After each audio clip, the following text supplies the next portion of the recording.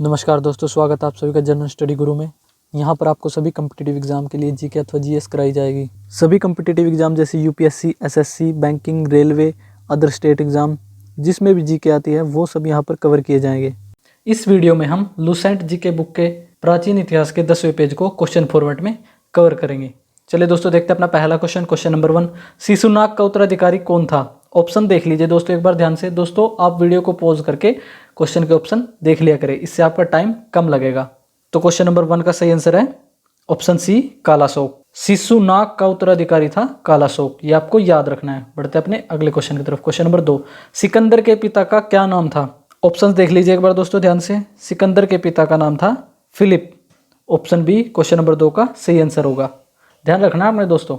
बढ़ते अपने अगले क्वेश्चन की तरफ। क्वेश्चन नंबर 3, सिकंदर की सेना ने किस नदी को पार करने से मना कर दिया था? ऑप्शंस देख लीजिए एक बार इसके। सिकंदर की सेना ने व्यास नदी को पार करने से मना कर दिया था। क्वेश्चन नंबर 3 का सही आंसर है ऑप्शन ए, व्यास, ये आपको याद रखना है। बढ़ते अपने अगले क्वेश्चन की तरफ। क्वेश्चन नंबर 4, सिकंदर ने झेलम नदी के तट पर किस नगर को बसाया था? ऑप्शंस ध्यान से देख लीजिए एक बार इसके। सिकंदर ने झेलम नदी के तट पर बाउकेफला नामक नगर को बसाया था, ये आपको याद रखना है। क्वेश्चन नंबर 4 का सही आंसर है ऑप्शन डी, बाउकेफला। क्वेश्चन नंबर 5, घनानंद को हराने में चंद्रगुप्त मौर्य की मदद किसने की थी? घनानंद को हराने में चंद्रगुप्त मौर्य की मदद की थी चाणक्य ने। क्वेश्चन नंबर 5 का सही आंसर है ऑप्शन ए, चाणक्य, ये आपको याद रखना है। वेरी वेरी इंपॉर्टेंट क्वेश्चन है दोस्तों। वीडियो में जो भी क्वेश्चन कराए जा रहे हैं वो सभी इंपॉर्टेंट है, प्रीवियस एग्जाम्स में आ चुके हैं और आगे आने वाले एग्जामों में जो क्वेश्चन बनेंगे वो भी हम इस वीडियो में कवर करेंगे। चलिए दोस्तों देखते हैं अपना अगला क्वेश्चन। क्वेश्चन नंबर 6, चंद्रगुप्त किस धर्म का अनुयायी था? वेरी वेरी इंपॉर्टेंट क्वेश्चन दोस्तों। ऑप्शन एक बार देख लीजिए आप ध्यान से इसके। चंद्रगुप्त जो है जैन धर्म का अनुयायी था। क्वेश्चन नंबर 6 का सही आंसर है ऑप्शन सी, जैन। चंद्रगुप्त जैन धर्म का अनुयायी था। क्वेश्चन नंबर 7, निम्न में से कौन सा प्रांत सेल्यूकस निकेटर ने चंद्रगुप्त मौर्य को नहीं दिया? इंपॉर्टेंट क्वेश्चन दोस्तों ये भी। ऑप्शन से एक बार देख लीजिए क्वेश्चन के। चंद्रगुप्त मौर्य को सेल्यूकस निकेटर ने दिए थे 4 प्रांत, उनमें से 3 प्रांत इस ऑप्शन में है और एक नहीं है। तो इस क्वेश्चन का सही आंसर है ऑप्शन डी, हाटक। हाटक प्रांत जो है वो सेल्यूकस निकेटर ने चंद्रगुप्त मौर्य को नहीं दिया था, ये आपको ध्यान रखना है। बढ़ते अपने अगले क्वेश्चन की तरफ। क्वेश्चन नंबर 8, मेगास्थनीज किसका राजदूत था? वेरी वेरी इंपॉर्टेंट क्वेश्चन दोस्तों, कई बार परीक्षाओं में क्वेश्चन पूछा जा चुका है। मेगास्थनीज जो था वो सेल्यूकस निकेटर का राजदूत था। क्वेश्चन नंबर 8 का सही आंसर है ऑप्शन बी, सेल्यूकस निकेटर। बढ़ते अपने अगले क्वेश्चन की तरफ। क्वेश्चन नंबर 9, चंद्रगुप्त मौर्य और सेल्यूकस निकेटर के बीच हुए युद्ध का वर्णन किसने किया था? ऑप्शंस देख लीजिए एक बार क्वेश्चन के। चंद्रगुप्त मौर्य और सेल्यूकस निकेटर के बीच हुए युद्ध का वर्णन एप्पियानस ने किया था। एप्पियानस ने किया था। क्वेश्चन नंबर 9 का सही आंसर है ऑप्शन ए, एप्पियानस, याद रखना आपने। बढ़ते अपने अगले क्वेश्चन की तरफ। क्वेश्चन नंबर 10, चंद्रगुप्त मौर्य की मृत्यु किस स्थान पर हुई थी? इंपॉर्टेंट क्वेश्चन दोस्तों। ऑप्शन देख लीजिए एक बार ध्यान से। चंद्रगुप्त मौर्य की मृत्यु हुई थी श्रवणबेलगोला में, ये आपने याद रखना है। क्वेश्चन नंबर 10 का सही आंसर है ऑप्शन सी, श्रवणबेलगोला। बढ़ते अपने अगले क्वेश्चन की तरफ। क्वेश्चन नंबर 11, बिंदुसार किस संप्रदाय का अनुयायी था? वेरी वेरी इंपॉर्टेंट क्वेश्चन दोस्तों। बिंदुसार जो था वो आजीवक संप्रदाय का अनुयायी था। क्वेश्चन नंबर 11 का सही आंसर है ऑप्शन सी, आजीवक संप्रदाय। बढ़ते अपने अगले क्वेश्चन की तरफ। Question number 12, Syrian Naresh Antiochus ने बिंदुसार के दरबार में राजदूत किसको भेजा था? ऑप्शन देख लीजिए एक बार ध्यान से इसके। तो इस क्वेश्चन का सही आंसर है option A, डाइमेकस। Syrian Naresh Antiochus ने बिंदुसार के दरबार में राजदूत किसको भेजा था? डाइमेकस को। डाइमेकस किसका राजदूत था? सीरियन नरेश एंटियोकस का, ये भी आपको ध्यान रखना है। एंटियोकस का राजदूत डाइमेकस किसके दरबार में भारत आया था? तो बिंदुसार के दरबार में। ये आपको रिलेट करनी है चीज़ें दोस्तों, क्वेश्चन फॉर्मेट में चीज़ों को आपने रिलेट करना है। RRR फॉर्मूला में यही चीज़ें आपको बताई गई हैं कि RRR फॉर्मूला लागू कैसे करना है। बढ़ते अपने अगले क्वेश्चन की तरफ। क्वेश्चन नंबर 13, बिंदुसार को भद्रसार या वारिसार किस पुराण में कहा गया है?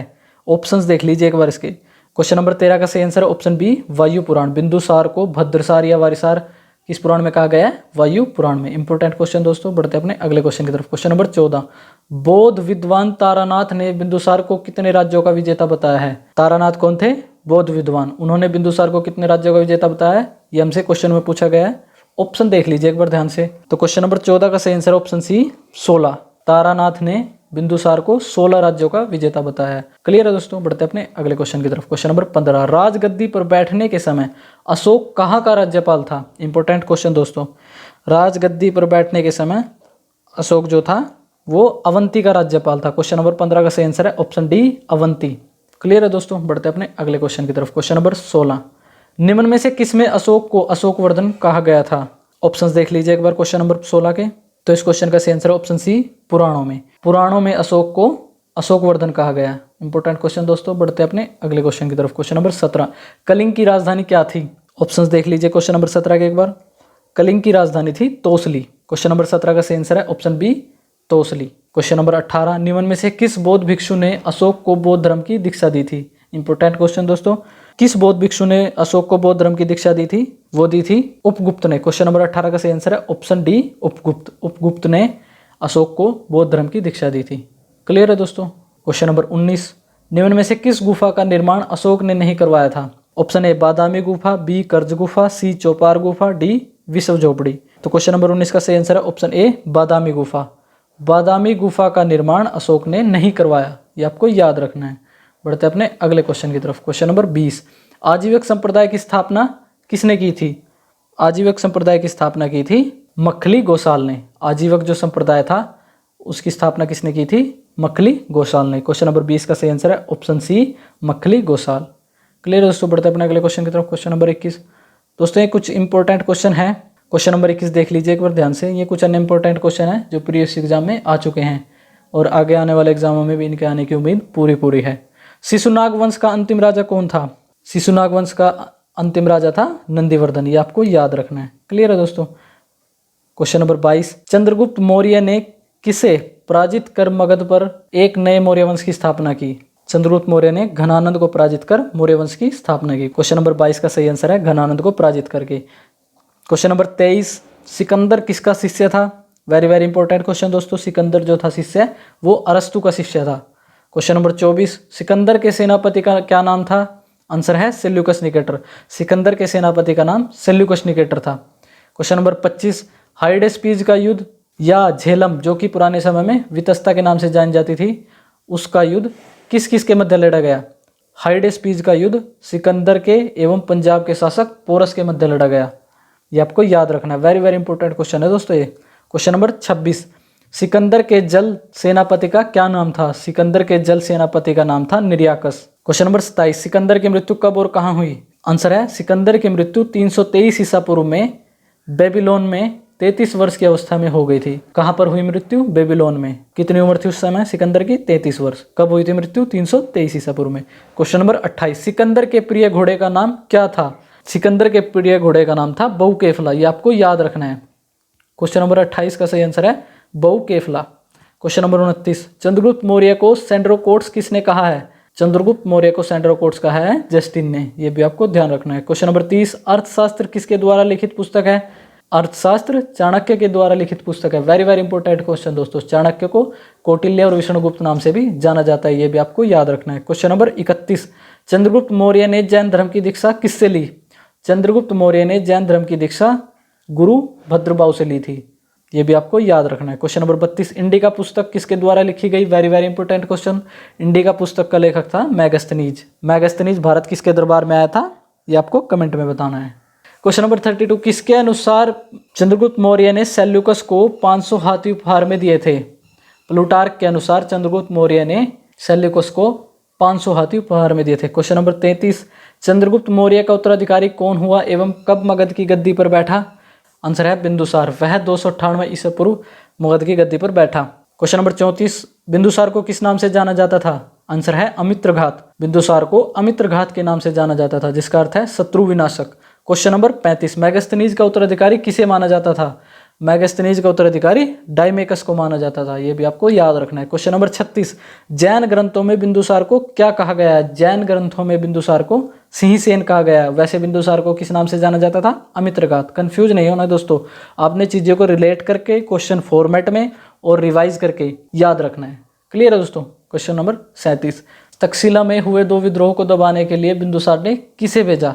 तक्षशिला में हुए विद्रोह को दबाने के लिए पहले तो बिंदुसार ने सुसीम को भेजा, उसके बाद भेजा अशोक को, ये आपको याद रखना है। तो क्वेश्चन नंबर 37 का सही आंसर है पहले सुसीम को भेजा तक्षशिला में और फिर अशोक को। किसने? बिंदुसार ने। क्वेश्चन नंबर 38, किसके अनुसार बिंदुसार ने सीरिया के शासक एंटियोकस प्रथम से मदिरा, सूखे अंजीर एवं एक दार्शनिक भेजने की प्रार्थना की थी, किस लेखक अथवा विद्वान के अनुसार? तो क्वेश्चन नंबर 38 का सही आंसर है एथिनियस। एथिनियस के अनुसार सीरिया के शासक एंटियोकस प्रथम से मदिरा, सूखे अंजीर एवं एक दार्शनिक भेजने की प्रार्थना की थी। क्वेश्चन नंबर 39, बिंदुसार का उत्तराधिकारी कौन था एवं वह कब मगध की गद्दी पर बैठा? क्वेश्चन नंबर 39 का सही आंसर है दोस्तों अशोक। ये आपने ठीक कर लेना है। बिंदुसार का उत्तराधिकारी जो था वो था अशोक। सम्राट अशोक बिंदुसार का उत्तराधिकारी था। और वह कब गद्दी पर बैठा मगध की? 269 ईसा पूर्व। ये भी आपको याद रखना है। क्लियर है दोस्तों? बढ़ते अपने अगले क्वेश्चन की तरफ। क्वेश्चन नंबर 40, किस अभिलेख में अशोक का नाम अशोक मिलता है? आंसर है मास्की एवं गुर्जरा अभिलेख में अशोक का नाम अशोक मिलता है। क्वेश्चन नंबर 41, अशोक ने कलिंग पर कब आक्रमण किया? अशोक ने कलिंग पर आक्रमण किया था 261 ईसा पूर्व में। अपने राज्याभिषेक के 8 वर्ष बाद कलिंग पर अशोक ने आक्रमण किया। क्वेश्चन नंबर 42, प्लिनी के अनुसार मिस्र का राजा फिलाडेल्फस ने पाटलिपुत्र में किसे अशोक के दरबार में भेजा था? फिलाडेल्फस ने पाटलिपुत्र में अशोक के दरबार में किसको भेजा था? डियानीसियस। ये आपको याद रखना है। डियानीसियस किसके दरबार में आया था? अशोक के दरबार में। और किसका राजदूत था? फिलाडेल्फस का।